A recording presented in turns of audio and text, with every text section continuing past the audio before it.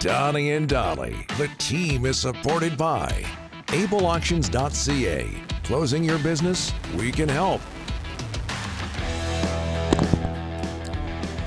Tuesday and all of today's guests, including Craig Button, standing by, brought to you by the Vancouver Giants. Giants' next home game, Saturday, December 14th. That's this Saturday, Rick, at 7 for Teddy Bear Toss Night as they take on Victoria. Also, Sunday, it's another family Sunday when Tri-City visits the LEC. 4 p.m. puck drop, and stick around after for a post-game skate. Head to VancouverGiants.com to get single-game tickets, flex packs, and more. Thatcher Demko starting for the Vancouver Canucks tonight. First goalie off the ice at the morning skate. There you go. So Thatcher Demko starting for the first time since Game 1 against Nashville in last year's playoffs. JT Miller on the ice, not expected to play tonight. Derek Forbert expected to play for the first time since early November. One more note, Quinn Hughes still wearing that full face shield, took the stick in the face, so he's still wearing that, most likely tonight in the game as well. Craig Button joins us now, TSN Scouting Director. Craig, thanks for doing this, sir. How are you? I am doing great. Hey, listen, I heard the advertisement for the teddy bear toss. I hope it doesn't end up like Ottawa did at their teddy bear that was toss. where it was. There was no hugging like you do with teddy bears. There was a full on line brawl. Unbelievable. Yeah, well, I don't know if you can see this, Craig, but we're looking at I can visuals.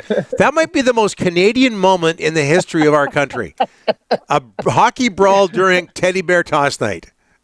Yeah, the only thing that didn't happen is the lights didn't get shut off. Canadian Juniors. Piastani in 1987. Yeah. Hard. I mean, I know there's the Grinch, of course. The Grinch who stole the teddy bear toss. Oh, that's it's so bad. It's good. Hey, you know what, Craig, I'm putting you on the spot. I always say putting you on the spot, but there's no such thing as putting Craig Button on the spot when it comes to hockey players. But we don't know much about Derek Forbert. And he's only played, 3-4 games for the Canucks. That was earlier in the season. What can hockey fans in Vancouver expect from him? Well, what I would say is, and I'll position it this way, Donnie and Rick, is that I think for Derek Forbert, he's got to present himself as he's a big, long, lengthy player that's got to play territorially. He's got to be somebody that's assertive, that's going to take away space from opponents, that's going to close on opponents, that's going to defend it hard in that inner slot, in that slot area, and make life uncomfortable for opponents. When Derek is doing those things, he can be a very effective player. He's going to play deeper down your lineup. That's where he is. That's the type of player he is. But if he's not doing those territorial things, making life really uncomfortable for opponents, leaning into people, taking away their space, asserting himself, and using that size and length, he's not going to be effective. So we watch players, and I always say, what's your calling card? I say, what's your calling card? And if your calling card is being how I just described Derek, then that's what you have to be. That's what you have to show. I think that Rick Tocchet and Adam Foote would be very happy to see a territorial Derek Forbert do that on a consistent basis. Blues in Vancouver tonight. Do you have an opinion, and some people didn't love this, but do you have an opinion on Colton Parayko making Team Canada for the Four Nations, Craig? Well, I mean, yeah, I think we all have opinions, and of course. I think what's always fascinating when you're putting on the Maple Leaf representing Canada at the highest levels. In this case, there's going to be a lot of very talented players, a lot of very capable players that could be part of the team. And then when a team is selected, then there's how did he make it? Why isn't this guy on it? And I think it's real simple with Colton. They decided they wanted a bigger player, a player that has Stanley Cup experience. He's won a Stanley Cup in 29 with the St. Louis Blues. The manager of Team Canada knows Colton Parayko better than anybody. And so he's going to be pushing. And I said this about Evan Bouchard. And people can say, oh, Evan Bouchard isn't this. Evan Bouchard's a really good player.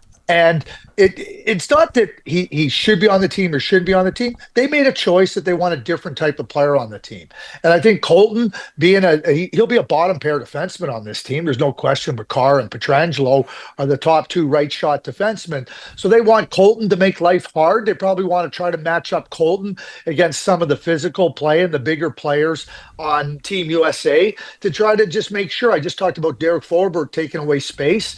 They want that type of a player in Colton Parayko, and that's what Colton's going to have to deliver. And for Canada, it's always simple. You win or you don't. And prior to winning, there's always a debate, well, do they pick the right players? If they win, it doesn't matter. If they don't win, we have a constitutional hockey crisis. Hey, Craig, we're going to see Thatcher Demko tonight. 3 games this guy's played in the last 9 months, Craig. He's gone through just a tremendous grind with ups and downs, mentally, physically. It's just been a grind for him, especially in the summer.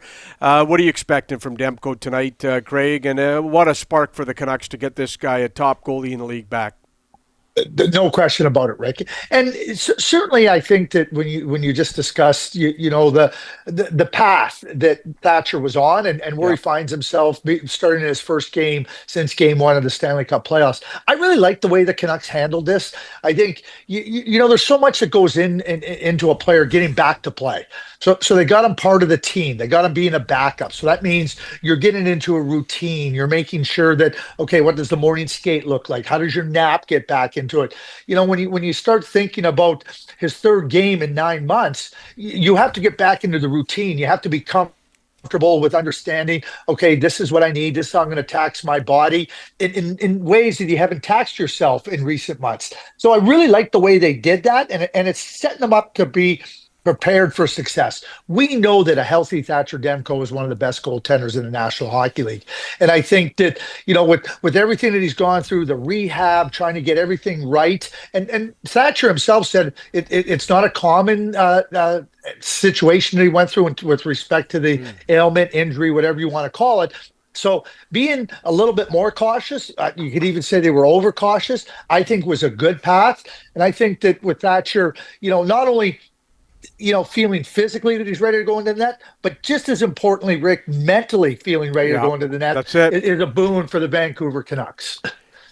Craig, I look at Buffalo and I wonder what is going on there. It's been 13 years, no playoffs, numerous coaches, numerous GMs, and Zucker called them out the other day and said, we got to look, take a look in the mirror. Like 13 years is a long time for no playoffs, Craig, and the weird part of Buffalo is it's one of the greatest hockey cities in the U.S., and you know that. They love their hockey. They're clamoring for playoffs, but this organization just can't get it right. It's been so long. You're right, Rick. I would say it's harder to miss the playoffs 13 years in a row than it is to make the playoffs 13 years in a row. Why don't we just saw it off and say it's equally hard? Yeah. You've drafted a lot of good players. They have a lot of good young talent there in Buffalo right now, but it isn't working. And I think a big part of it is, and I'm going to be, Kevin Adams came in there with no experience. And I think he made a fundamental mistake. There's nothing wrong with hiring somebody with no experience and allowing that person to grow on the job. But then they jettisoned everybody. And now Kevin, who did Kevin bring in that could help him, that could give him some real good support? I think he made a blunder in terms of surrounding himself. It doesn't mean that the people he was hiring weren't good in areas, but Kevin needed massive experience around him. I know Jason Carmanos is there. He needed it in all areas, and he didn't have it. And I think that's affected the Buffalo Sabres right now. In a press conferences in recent days, and Kevin came out, and then he was combative with the press. Yep. Combative in a way that says they're just asking questions. And you could sense that there was frustration. You could sense that there was disappointment from Kevin. But I see it right now as real simple. The team isn't good enough. They don't have enough of what you need to be successful. I think they're going to have to make some real significant moves. I know this, Rick and Donnie. If I'm a manager on the other side around the league, I am phoning Kevin Adams every day and probing about different players, whether it be a defenseman, a winger, a center. I am probing every day to try to see if I can pry one of those guys out of there, because the St. Louis Blues Pried Ryan O'Reilly out of there. They win a cup. He's the MVP. They pry Jack Eichel out of there for the Vegas Golden Knights. Yeah. He leads the playoffs in scoring. They win a Stanley Cup. They pry Sam Reinhart out of there. He goes to Florida. They win a Stanley Cup. If I'm a team serious about winning the Stanley Cup, I'm phoning Kevin Adams and trying to pry some of their better players out of there once again. That's good information. We're going to use that on the show, and we might even give you credit, Craig. Hey, thanks for Take it this. all for yourselves. I just contribute. You guys decide how you want it. It's like a gift. If I give you a gift of a watch, you wear the watch, you tell the time. You don't have to say, oh, yeah, it's 10 after 10. Craig Button gave me this watch. You just take it and go with it. It's a gift. TSN Scouting Director, Donnie and Dolly, Director of Content. Yes. Thanks for this, Craig.